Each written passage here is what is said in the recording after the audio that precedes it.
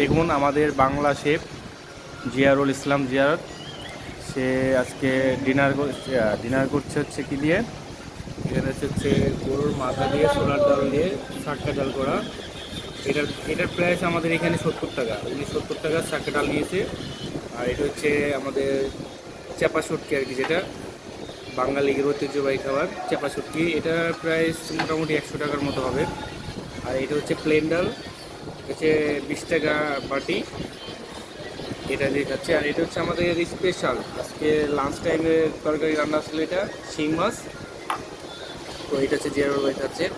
আর এখানে আছে ওনার একটা হচ্ছে আলু ভর্তা আছে, একটা কলা ভর্তা আছে, একটা পেঁয়াজ মরিচ ভর্তা আছে। টোটাল তিনটে ভর্তা প্রাইস আছে হচ্ছে 60 টাকা। আর যে ভাতটা নিয়েছে ভাতটা হচ্ছে 2 প্লেট সমতুল্য ভাত হবে, 50 টাকার ভাত হবে। আর এই হচ্ছে আমাদের জিয়ারুল ইসলাম জিয়ার, তিনি খাচ্ছেন। জিয়ার সাহেব, আপনার কাছে কেমন মনে হচ্ছে এই খাবারটা? আমার কাছে খুব সুন্দর লাগছে, ভালো ভালো। টেস্ট। তো সাথে একটু ঘি নিয়ে নিলে তো ভালো হতো বেশি, তুই তো ঘি নেও নাই। এইটা আমি খাই না তো, এটা নিই না। তুমি হচ্ছে কি পার্সোনালি খাও না, তাই তো? না। কিন্তু তুমি যে খাচ্ছ, এখন তোমার খাবারের মধ্যে আমি একটা ভুল ধরবো, দেখবা? তুমি একটা খাবারের মধ্যে একটা স্পুন আনো না, চামচ আনো না, তুমি কিভাবে নিবা এখান থেকে?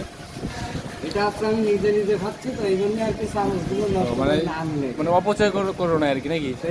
বাঙালি মানুষ খাদ্যে বাঙালি কিন্তু তুমি যেহেতু অপচয় করবে না, তাহলে সব তরকারি তুমি একটা প্লেটের ভিতর নিয়ে আসতা, এই 4টা বাটি অপচয় করলা। প্লেটে তো এত পরিমাণে জায়গা নাই, এই জন্য আমি প্রত্যেকটা একটা বাটিতে নিয়ে আসি। আচ্ছা আচ্ছা, ঠিক আছে। প্লেটে যদি জায়গায় থাকতো তাহলে নিতাম।